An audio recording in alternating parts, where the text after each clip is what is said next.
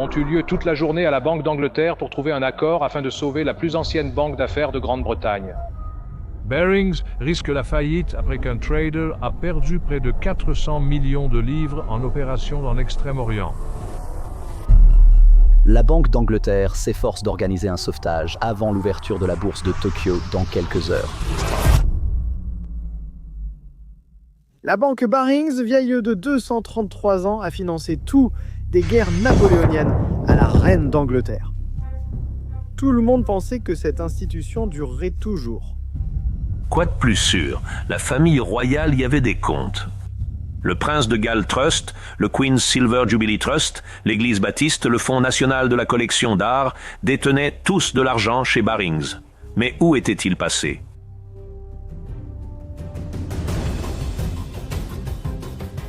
Que saviez-vous du trading? Rien. Non, donc incompétent pour ce poste. C'est l'histoire de comment un homme a fait tomber la banque la plus fiable de l'histoire de la Grande-Bretagne. C'est le récit d'un homme ambitieux qui a laissé la cupidité prendre le dessus sur lui. Mais c'est aussi l'histoire de toutes les personnes qu'il a trompées. Des personnes très intelligentes censées le surveiller. Comment a-t-il réussi à tous les surpasser ?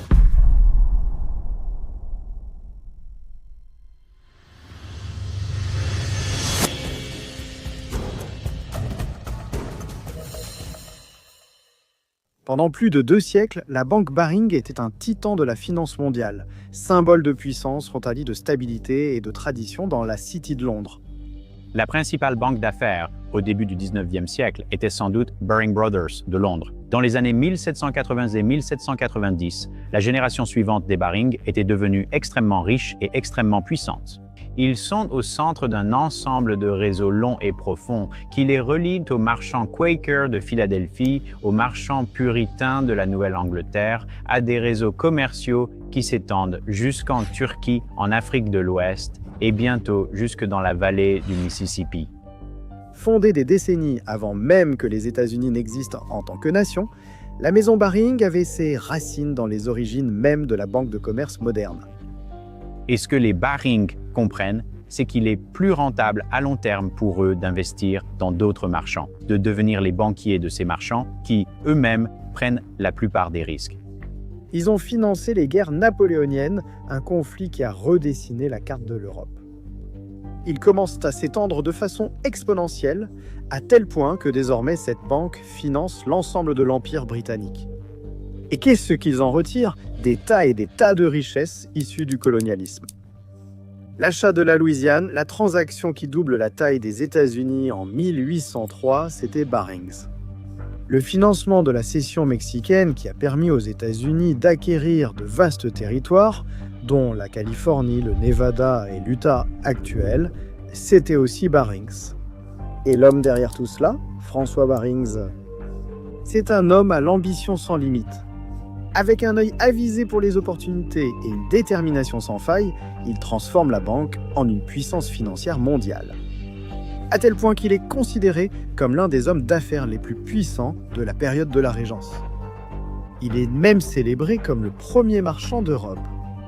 Car à l'aube du XXe siècle, la banque Baring consolide sa réputation en tant que pilier de l'establishment britannique. Mais à l'approche de la fin du XXe siècle, une nouvelle ère de prise de risque est sur le point de tout changer.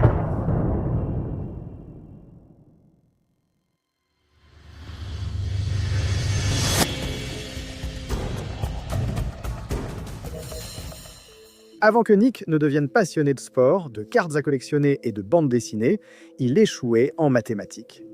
Il est né le 25 février 1967 dans une petite ville appelée Watford dans le Hertfordshire. Fils d'un plâtrier et d'une infirmière, Leeson grandit dans une famille ouvrière typique au sein du système de logements sociaux du Royaume-Uni. Il n'y a rien dans ses débuts modestes qui laisse présager la notoriété qui l'attend. Mais même s'il n'est pas le meilleur de sa classe, Leeson possède un charme et une ruse qui lui seront très utiles dans les années à venir, surtout au cœur des marchés financiers.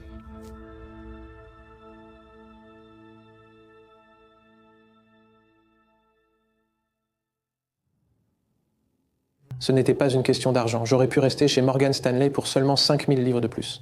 Mais s'ils m'ont déjà empêché une fois, qui dit qu'ils ne recommenceront pas? Alors, j'ai rejoint Barings. C'était juste un gars simple avec des rêves.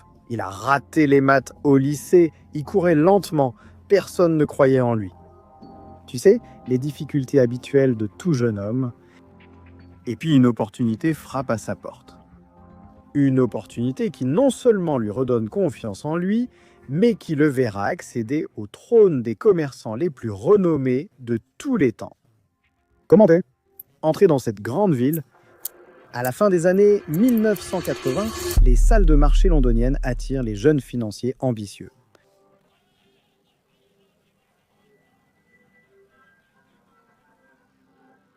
En 1986, la séparation entre les banques et les courtiers en bourse a été supprimée. L'image publique du banquier typique, gentleman, s'est mêlée à celle d'un trader impulsif. C'est devenu l'endroit où il fallait être si vous vouliez gagner de l'argent, et Nick Leeson voulait gagner de l'argent. Beaucoup d'argent. Mais Nick Leeson, un jeune employé chez Morgan Stanley, se retrouve coincé à l'arrière-bureau, loin de l'action et de l'excitation de la salle des marchés. Leeson est ambitieux et déterminé à réussir, mais sans les bonnes qualifications ni les bons contacts. Ses perspectives sont limitées. Il sait qu'il doit trouver un autre moyen d'y arriver, alors il fait ce que toute personne ambitieuse ferait. Il fonce dans la gueule du loup, sur le parquet de la bourse. C'est là que se trouve le pouvoir, le centre de l'action, où l'argent circule en quelques secondes. Nick Leeson observe tout cela, debout à la périphérie, avide d'y goûter. Il postule à des programmes de trading essayant désespérément d'avancer. Mais chaque fois, la réponse est la même. Refusé, encore une fois, mais Nick n'est pas du genre à abandonner. S'il veut réussir, il devra trouver un autre moyen. Et la voilà, une opportunité. La banque Barings cherche quelqu'un pour les aider dans leur bureau à Jakarta. Ce n'est pas Londres, ce n'est pas le cœur de la finance mondiale, mais c'est une chance, un pied dans la porte. Leeson est prêt à agir. Il se dirige vers la Barings Bank.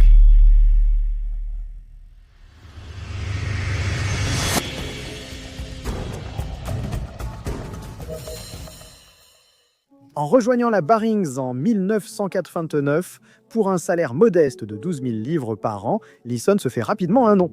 Il se forge une réputation de solutionneur de problèmes, capable de naviguer facilement dans la vaste bureaucratie de la banque. En 1992, la Barings offre à Leeson une opportunité, la première d'une série d'erreurs à venir. Il est promu directeur général à Singapour pour une nouvelle opération sur la bourse Timex. Enfin, il pourrait enfin trader en première ligne.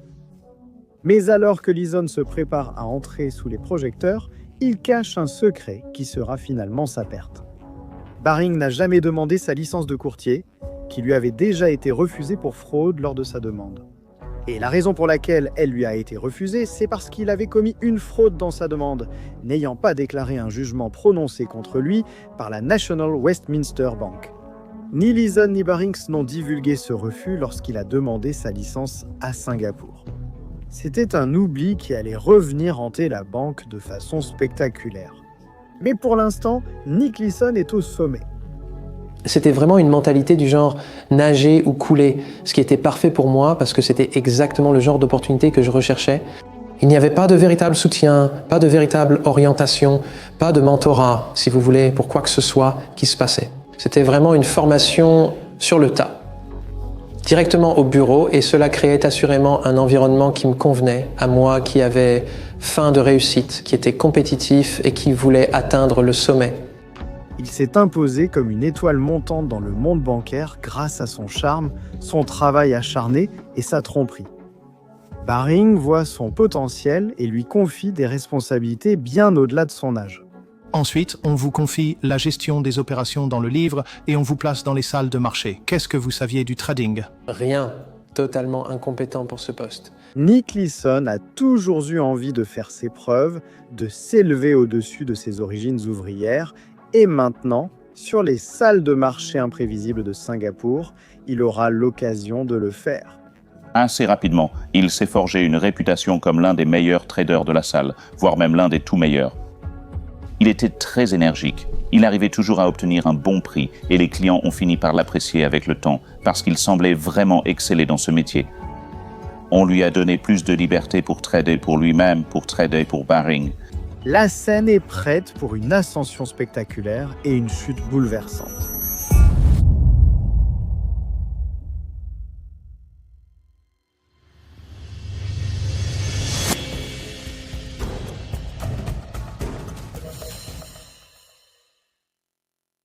Nick Leeson est au sommet du monde. Ses transactions audacieuses ont fait de lui une star à la Barings Bank, lui valant d'énormes profits et des primes plus importantes. De l'extérieur, il semble tout avoir, c'est une euphorie sans pareille. Être au cœur de l'action, sentir le marché bouger avec vous. C'était un travail difficile avec beaucoup de pression. Je préfère cela à tout le reste. Je ne saurais dire si c'était de l'excitation. Il se sentait invincible, intouchable. La salle de marché est incroyablement excitante. Les gens sont en concurrence dans un environnement presque gladiateur où l'un gagne, l'autre perd, chacun tente de prouver sa supériorité. Mais plus Nick Leeson grimpe les échelons, plus il devient difficile de sauver les apparences. Est-ce que vous couvrez ou pas? Et en même temps, le marché montait parfois de 1000 points. Il y a eu 4 ou 5 jours où il montait de 1000 points d'affilée. Donc si vous avez 500 contrats dehors et que vous regardez 1000 points, cela représente 2 500 000 $. C'est énormément d'argent. Derrière des portes closes, il cache un secret qui menace de faire s'effondrer tout son univers. Certains secrets changent le monde. Dans un instant, nous révélerons un secret qui a bouleversé le système financier. Le secret de Nick, en revanche... Une perte colossale. Je veux dire, c'était une perte colossale. Mais tu sais, dans la marge, les paiements augmentaient et le marché allait contre moi chaque jour. Et il fallait faire quelque chose à ce sujet, et ta perte s'est juste accélérée. Tu sais, ça commence à devenir vraiment effrayant. Tu sais, je ne dors plus la nuit. Ce n'était pas une organisation particulièrement bien gérée d'un point de vue opérationnel parce que l'accent était toujours mis sur le fait de faire des affaires, d'être les premiers et d'obtenir autant de contrats que possible. Une grave erreur, car chez Baring Securities, Nick Leeson était autorisé à occuper simultanément les postes de directeur général et de responsable des règlements. Des rôles qui sont normalement assurés par 2 personnes différentes. Permettre à Leeson de faire cela est l'une des choses les plus manifestement stupides que l'on puisse faire. C'est contraire à la règle numéro 1 du contrôle financier. Et cela a d'énormes conséquences imprévues. Cela signifiait qu'à la fin de chaque journée, Leeson pouvait évaluer ses propres positions et contrôler les comptes bancaires et personne ne vérifiait ce qu'il faisait, ce qui lui donnait une énorme liberté. Alors que les pertes atteignent des centaines de millions, Leeson devient de plus en plus désespéré. Il se tourne vers le compte 5-8.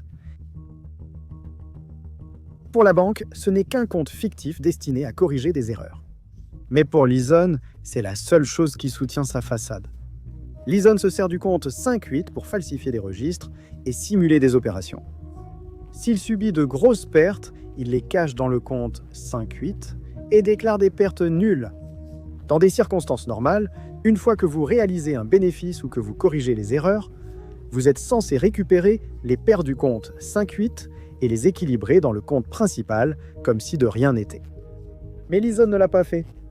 S'ils ne le voient pas en 2 jours, qui dit qu'ils le verront en 200, 500 ou 1000 jours? Vous voyez? Alors, vous commencez à devenir un peu... Vous ne devenez pas confiant, mais vous vous en sortez, c'est facile. Combien de fois des gens ont-ils mis quelque chose dans un compte d'erreur, l'ont gardé un moment, puis corrigé plus tard? Pour moi, cela aurait dû être difficile, mais ça ne l'était pas, car j'avais vu tout le monde le faire dans l'organisation. Les patrons de Leeson à Londres, éblouis par ses succès précédents, continuent d'envoyer de l'argent sans se rendre compte qu'ils le versent directement dans un gouffre sans fond. J'ai demandé des fonds à Londres, pour la première fois à la clôture de l'exercice, en septembre 1992. Nous avions perdu 5 millions. N'ayant aucun moyen de le cacher, j'ai appelé Londres et demandé 5 millions. Quelle raison ai-je donnée? J'ai expliqué que c'était à cause de la volatilité du marché et d'une marge supplémentaire exigée par la bourse. À la fin de l'année 1994, les pertes de Leeson sur le compte 5-8 dépassaient 800 millions de livres, soit plus du double du capital de trading de toute la banque. C'est une bombe à retardement, et Leeson sait que ce n'est qu'une question de temps avant qu'elle n'explose.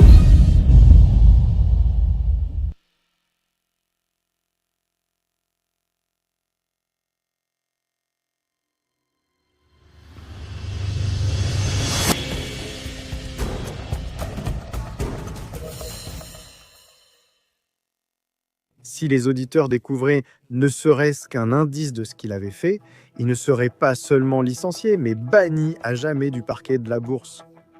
Je pensais qu'il fallait enquêter sur l'opération et j'avais l'impression que cet individu semblait immature. Un gars qui avait du mal à s'adapter à son nouveau rôle, mais... Pensiez-vous qu'il cachait quelque chose? Non, moi, je ne pensais pas qu'il cachait comme quelque chose. Je croyais juste qu'il avait du mal à parler de son travail à des personnes haut placées. Leeson sait que sa seule chance est de détourner l'attention des auditeurs du compte 5/8 pour dissimuler les preuves de ses méfaits. Il faut s'attendre à ce que tout soit découvert. Ils sont censés le faire. Vous savez, la nature d'un audit, c'est qu'ils sont censés vérifier les informations et les documents. Sur tout document, le compte 5/8 figure dessus. Les traces du compte 5/8 sont partout. C'était un simple travail de copier-coller, donc il fallait juste une confirmation en plus d'une lettre portant la signature de la personne censée la signer. L'une sur l'autre était photocopiée puis faxée à la personne concernée. Les auditeurs s'y mettent plusieurs jours. Ils passent à les dossiers au peigne fin en essayant de comprendre les chiffres, mais tout semble en ordre. Il n'y en avait pas un seul qui résisterait à une enquête. Nick a une explication pour chaque écart, un document pour justifier chaque transaction. Il est très convaincant. Il a une aura d'autorité, comme s'il savait exactement ce qu'il faisait. Les personnes directement chargées de la supervision à Singapour avaient une grande confiance en Nick, et pour cette raison, ils lui ont accordé une latitude considérable dans ce qu'il faisait. Il semble presque incroyable avec le recul que personne n'a dit que c'était une fraude, mais ils ne l'ont pas fait. Et je pense qu'ils ne voulaient pas, ils ne savaient pas que c'était une fraude, mais ils ne voulaient presque pas l'accepter eux-mêmes. Ils voulaient y croire.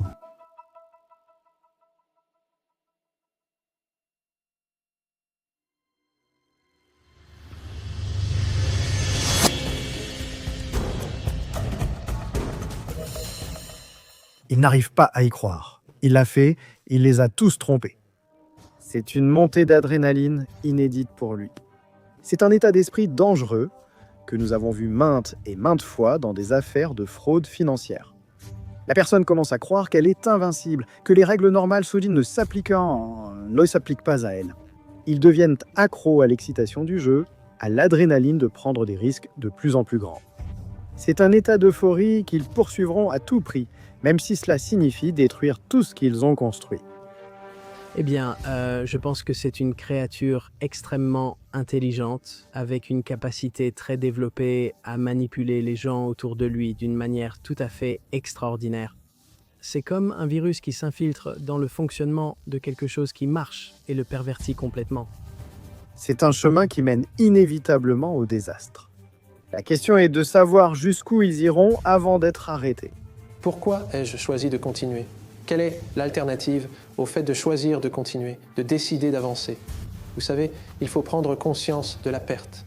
Je ne voulais pas que Barings perde tout cet argent, alors j'agissais en pensant que je pourrais le récupérer. Peut-être que tout est une question de confiance, je ne sais pas. Je veux dire, j'ai confiance de pouvoir le récupérer à ce stade, je suppose.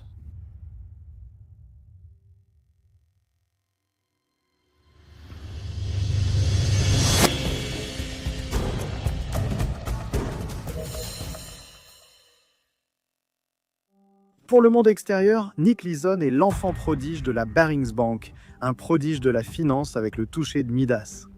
Il incarne le succès, jeune, charismatique et apparemment inarrêtable. Derrière la façade scintillante, une toute autre réalité se joue. Loin des projecteurs, Leeson mène une lutte désespérée pour garder la tête hors de l'eau. Les pertes deviennent complètement incontrôlables. Ça devient vraiment de l'évitement pur, le relevé, Quelqu'un le déposait sur mon bureau, je le cachais dans le tiroir sans même le regarder. La pression de mener une double vie l'écrase. Leeson se tourne vers l'alcool pour faire face et son mariage est en train de s'effondrer. Donc l'alcool est la façon constante dont tu gères la situation. Ça empire au point d'avoir des trous noirs. Parfois, tu te réveilles pendant une séance de trading ou tu vas dormir dans la salle des traders toute la matinée à cause de la gueule de bois de la veille. Je ne retournais plus au bureau, je disparaissais, rentrais chez moi et éteignais mon téléphone. Il était au bord de l'effondrement mental. Je me cachais de plus en plus, comme si m'approcher de la vérité me ferait mal. C'était de la survie, j'espérais une illumination, mais je n'arrivais pas à expliquer aux autres ce qui se passait. Pourquoi penses-tu qu'il a fait ça? Je crois qu'il ne voulait pas être vu comme un échec. Comme, je suppose, chacun veut être aimé et perçu comme un succès. À l'automne 1994, les pertes secrètes de Leeson ont atteint un total de 160 millions de livres sterling. Il se retrouve piégé dans une situation terrible. Pour éviter de susciter des soupçons à Londres, il doit donner l'impression de générer d'énormes profits. En réalité, ses bénéfices sont modestes, alors il prend une mesure extraordinaire. Il utilise son compte secret pour s'acheter à lui-même des contrats à terme à des prix exorbitants. Cela lui permet de fabriquer l'impression de profit énorme. Mais ce faisant, ses pertes cachées ne cessent de s'aggraver. C'était un cercle vicieux. Il devait sans cesse faire des choses irrationnelles qui lui faisaient perdre de l'argent à la bourse afin de produire l'effet comptable nécessaire pour continuer à dissimuler. Mais Nick semble vivre dans son monde. Lui seul pouvait encore obtenir de l'argent, peu importait qu'il fasse des choses non rentables, car dans son monde imaginaire, il était une star. Nous avions presque une sorte de personnage psychotique vers la fin de 1994.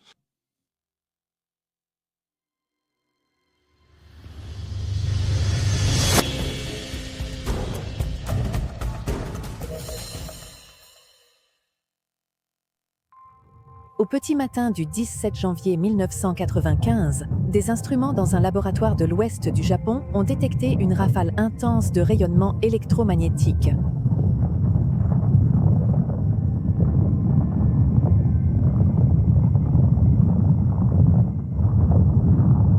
C'était la signature d'un séisme massif qui venait de frapper Kobe depuis son épicentre, à 20 km au sud-ouest.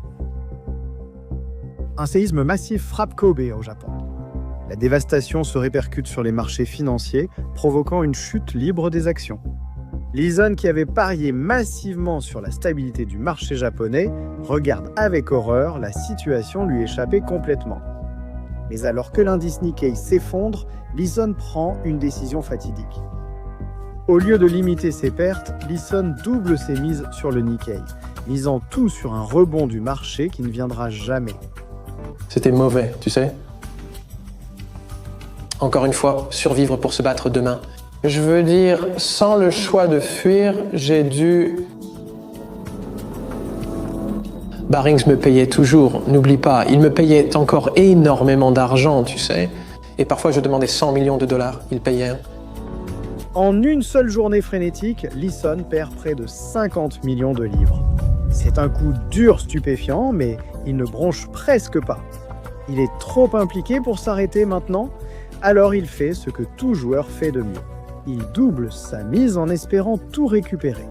Sans qu'il le sache, c'est le catalyseur final de sa chute, car tout va empirer à partir de là.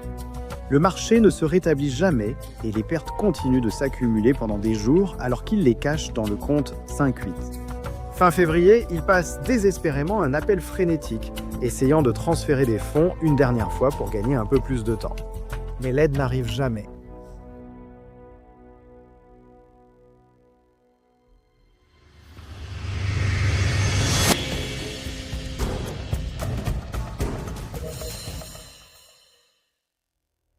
Ce jour-là, quand j'ai reçu l'appel de Tony, j'ai su que c'était le jour où je devais partir. La divergence est révélée, sans explication. Je dois partir, c'est combattre ou fuir. Avec son château de cartes vacillant, Leeson décide de fuir, mais il sait que c'est fini. C'est une réaction physiologique normale. Vas-tu te battre et rester ou vas-tu fuir? Et j'ai choisi de fuir. Le lendemain matin, alors que les auditeurs vont inspecter ses livres, Leeson s'enfuit de Singapour avec sa femme. Il prétend que sa femme est malade, mais en réalité, il est en train de s'enfuir. J'invente cette histoire selon laquelle Lucie ne va pas bien et que je dois rentrer chez moi pour la voir et que je reviendrai dans 45 minutes. Et nous réglons quelques détails qu'il nous restait à faire, puis nous partons. Je veux dire, ça a été un combat de faire partir Lucie. Je lui dis. Je lui ai signalé un problème sans approfondir. Je suis rentré à l'appartement et j'ai dit à ma femme de préparer un sac, qu'on devait partir. Elle est confuse, mais ils n'ont pas le choix. Ils prennent leur voiture jusqu'à l'aéroport et montent dans le premier vol pour la Malaisie, espérant échapper au scandale. Simultanément à Singapour, les auditeurs de la Barings Bank découvrent la vérité. Des centaines de millions de livres ont été perdus. L'ampleur du désastre dépasse l'entendement. Le début de la fin, c'est quand le responsable principal des règlements pour le groupe de banques d'investissement est venu me trouver dans mon bureau à Londres. Et il m'a rapporté qu'ils avaient trouvé des documents dont nous n'étions pas au courant, des lettres et ainsi de suite, qui avaient été découpés pour qu'ils puissent créer de faux documents à envoyer aux auditeurs, etc. complètement. Alors j'ai tiré la sonnette d'alarme. La banque vacille. Les actes de Leeson ne sont plus secrets. Les médias s'emparent de l'affaire et bientôt l'effondrement de la banque Barings fait la une des journaux dans le monde entier. Les chiffres étaient stupéfiants. Baring Brothers, l'une des plus respectées banques d'affaires britanniques pendant 2 siècles, a été ruinée. D'ici demain, à la même heure, elle pourrait avoir disparu. Le personnel clé a passé la journée au siège de la banque. Les chauffeurs attendaient dehors pour emmener rapidement les dirigeants qui voulaient éviter les questions difficiles. Des centaines de millions de livres envolés, comme ça, en un clin d'œil. Les pertes atteignent 800 millions. Et à ce moment-là, il est très clair, et c'est aussi très clair pour le conseil d'administration de Barings, qu'ils ne peuvent absolument pas couvrir ces pertes avec les ressources dont disposait Barings. 827 millions de livres sterling. C'est le montant total que Nick Leeson a perdu. C'est un chiffre tellement énorme qu'il a anéanti toutes les réserves de Barings et provoqué une onde de choc dans le système financier mondial. Pour mettre cela en perspective, les pertes de Leeson équivalaient au produit intérieur brut annuel d'un petit pays. La Banque d'Angleterre tente de sauver la plus ancienne banque d'affaires britannique de l'effondrement. Baring risque la faillite après qu'un employé a perdu 400 millions de livres en spéculant à Tokyo.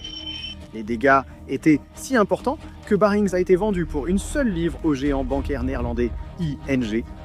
L'effondrement de cette institution vieille de 233 ans a choqué le monde financier et soulevé de sérieuses questions sur la surveillance dans le secteur bancaire. Au cœur de la tempête, un homme, Nick Leeson, le trader dont les risques incontrôlés ont ruiné la banque.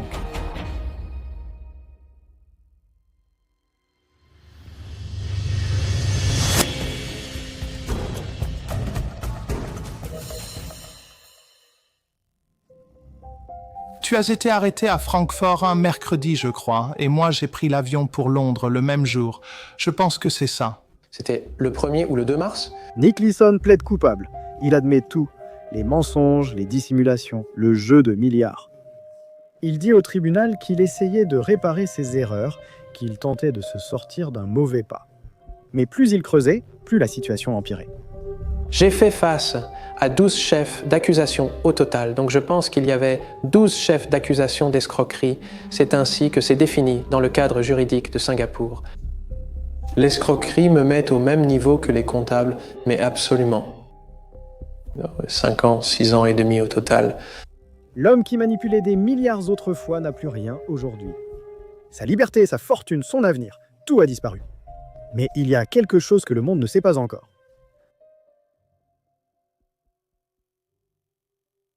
Si je devais vous donner un mot pour décrire ma fraude, le seul mot qui me vient à l'esprit est grossière. L'exemple le plus flagrant de la fraude, c'est que chaque transaction du compte 5/8 repartait chaque jour à Londres, où quelqu'un, hors de mon contrôle, les supprimait durant 3 ans, mais les gens ignoraient cela. La direction de Barings avait été avertie à plusieurs reprises des irrégularités au bureau de Singapour. Mais l'absence de contrôle interne chez Barings et leur confiance aveugle envers un seul homme ont joué un rôle énorme dans l'effondrement.